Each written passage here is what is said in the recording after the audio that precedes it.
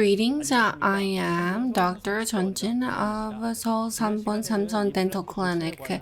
Previously, I've talked about implant prosthesis. In this lecture, I'm going to talk about implant abutments. The contents are as shown. I'm going to talk about early implant design, which still lays the foundation. Abutment definition, connection structure, and functions will be discussed. I'm going to talk about the 5 different specifications of TS implant abutment, which is internal conical connection. This is the early design of Brånemark, Straumann, and AstraTech. Brånemark implant was introduced in 1965, 21 years later. Straumann implant was introduced in 1986, and thereafter in 1989, AstraTech implant was launched. Brånemark implant is external connection and submerged type. It is used to fixate lower denture. It has originality and it has been used for long-term, and long-term stability is more established. Connection area, it has a 2.7 millimeter of hex form. The top height is 0.7 millimeter. It follows the industrial standard. So if you use this design, it is often interchangeable between different brands. Straumann implant was launched there since. Unlike Brånemark, it is internal submerged type. At the time, osseointegration was the biggest challenge, and one-stage surgery where it is not submerged was under a lot of attack. It has an 8-degree internal Morse taper, and the abutment has mechanically stable connection structure. The prosthodontic procedure is simple and there is less screw loosening, but it does not have many prosthodontic options. Once the surgery is done, and in order to increase osseointegration success rate, Straumann implant was the first one to do surface treatment.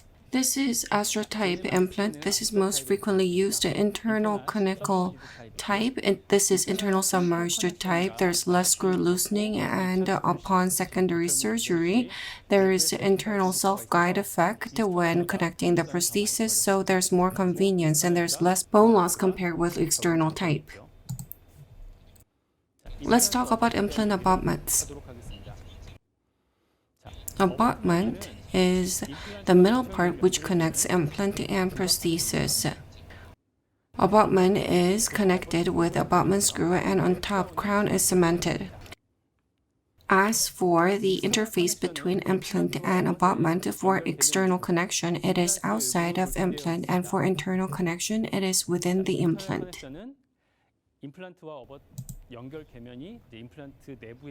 Abutment can be divided into one piece and two piece type. In the case of one piece, there is screw within the abutment, and two piece has separate screw. There are different types of one-piece abutment forms. You can use one-piece abutment that fits the implant system. It is connected as it rotates, just like healing abutment, so it does not have a separate hex. You can connect it with a separate screw. The abutment does not rotate and is placed vertically for connection. Once the abutment is connected, on top of it, crown is cemented. The occlusal force that is applied on crown is delivered to abutment and implant and ultimately to the alveolar bone. The occlusal force needs to be distributed evenly to allow implant prosthesis to function stably. This is an image where occlusal force is distributed depending on different systems. When occlusal force is applied in USSS system, there is a vertical stop that prevents a deviation of abutment. On the other hand, TS does not have stop against the vertical force. Screw-type prosthesis has a one-piece abutment and crown. One-piece abutment is connected using a screw, and after connection, one seal is placed and resin filling is done.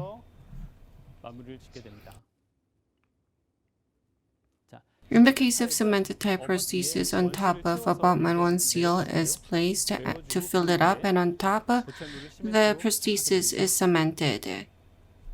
As for ER-type prosthesis, on top of the prosthesis, there's already screw access hole. The cementation process is similar to cement type. You connect the abutment first and then you cement the crown. Just like screw type, then you use one seal and resin for sealing on the screw hole. I'm going to talk about specifications of TS abutment. There are different specifications to consider for TS abutment: platform connection diameter, height, gingival height.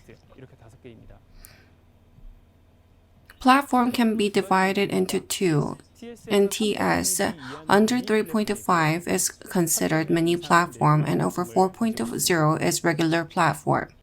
If you look at the cross section, the platform size differ, so you can see that the abutments are not interchangeable. Mini platform is 2.8 mm and regular platform is 3.35. In mini platform, you need to use mini abutment and you need to use regular abutment for regular platform. If you use regular abutment on mini platform, it will not connect. It does not work that way. And if you connect the mini abutment on regular platform, then there will be a gap in between. I'm going to briefly address the platform switching. This concept is derived from external implant. If you connect the regular abutment on wide platform, you can see that there is less bone loss around the implant. In external implant, if you connect the right size abutment, then you can see a certain level of surrounding bone loss. However, if you connect a abutment that is smaller, then compared with when the right size abutment is connected, the surrounding bone loss is reduced, and this is what platform switching is about. If you connect a smaller abutment on external implant, the mobility of abutment is reduced and implant abutment interface becomes away from bone. Therefore, there can be gingival fill and hence less alveolar bone loss. In the case of TSC implant, which is internal submerged type, it has a platform switching effect structurally, therefore it is more favorable in preventing bone loss.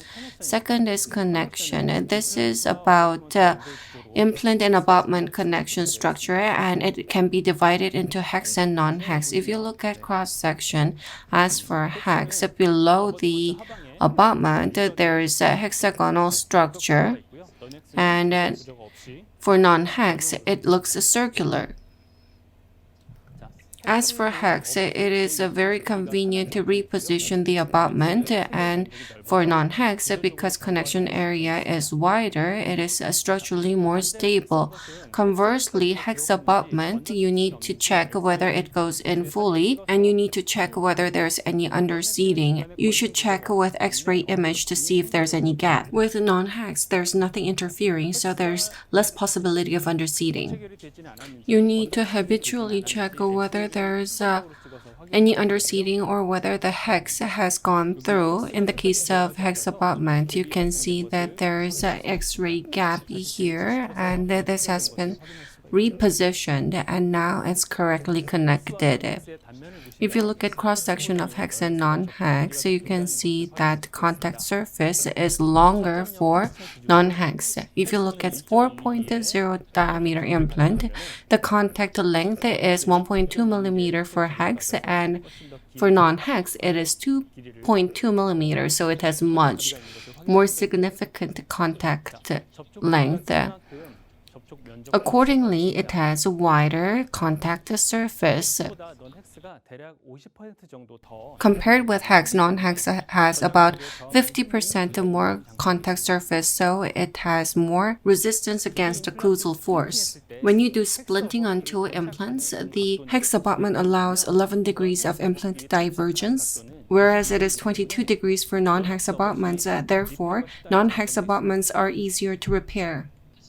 However, it is difficult to reposition non-hex, so when you connect it, you need to have transfer jig.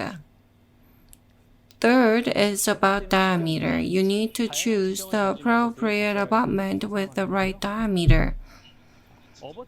The diameter of the implant should be similar or smaller than the thickness of the cervical area of the tooth to be restored. Depending on tooth contour, if you choose the abutment diameter, in the case of lower anterior, you either use MS implant or 4.0 diameter implant. In the case of upper anterior, the recommendation is to use 4.5 diameter. In premolar area, you can use 4.5 or 5.0. And in the posterior area, you can use up to 6 or 7 millimeter. Abutment diameter affects the emergence profile. You need to think of the emergence profile as you choose the diameter. Based on implant axis, you need to avoid abutment which spreads like a dish with over 40 degrees. The height refers to the height of cementation. In stock abutment, the height is 4 mm, 5.5, and 7 millimeters. From implant top to the antagonist, in between there is gingival height and height, as well as crown thickness. You can think of these three layers. The height for removing crown in the abutment is 3 mm. Depending on crown material, you need 1.5 to 3 mm of prosthesis thickness. If the abutment height is less than 3 mm, you need to use custom abutment and you need to form box or groove to avoid abutment failure. Before prosthesis setting, you need to do sandblasting on the surface to increase roughness. Gingival height is where it goes through the gingiva, and as for stock abutment, it ranges from 1 mm to 5 mm. If you use gingival height of 1 mm or 2 mm, this means that you have not placed the implant sufficiently deeply, and I'm going to talk about this again when I talk about biologic width. The margin of prosthesis can be in line with the gingival line in the case of aesthetic zone like the anterior area. In general, the margin becomes a subgingival, and in the posterior area where aesthetics is not as important, you can make supragingival margin as well. As shown in various literature, the gingiva around healthy implant tends to be deeper than a natural tooth. According to Papayola's research in 2014, the thickness of healthy natural tooth is about 3.2, but around healthy implant, the gingival thickness is 4.4 millimeters on average. There's about 1.2 millimeters of difference. If you place implant at bone level in the area with a thick, soft tissue, then there will be no alveolar bone loss. However, if there is a thin, soft tissue, then around the implant there will be bone loss. This is to maintain a certain level of soft tissue thickness. If the gingiva is thin, if you place the implant shallow, following bone level, then our body tends to cause a bone resorption in order to secure soft tissue thickness. This is basically the biologic width concept. There needs to be at least 3 mm of soft tissue barrier around the implant. If this is lacking, then bone loss will occur. As to secure the space, we need to respect the biologic width and consider the shielding distance in order to prevent bone loss around the implant. Hence, if you come across a thin gingiva, you need to consider shielding distance and place the implant 3 mm deeper considering the gingiva. If the gingiva is thin, as of the gingiva, you need to place the implant about 4 mm below. That is where the implant top should be. If the implant placement has been done properly, then you will not use a gingival height of 3 mm or below. I've talked about implant abutments thus far. Once implant and abutment is connected, it has a very significant role in the long-term implant stability and alveolar bone and gingival health.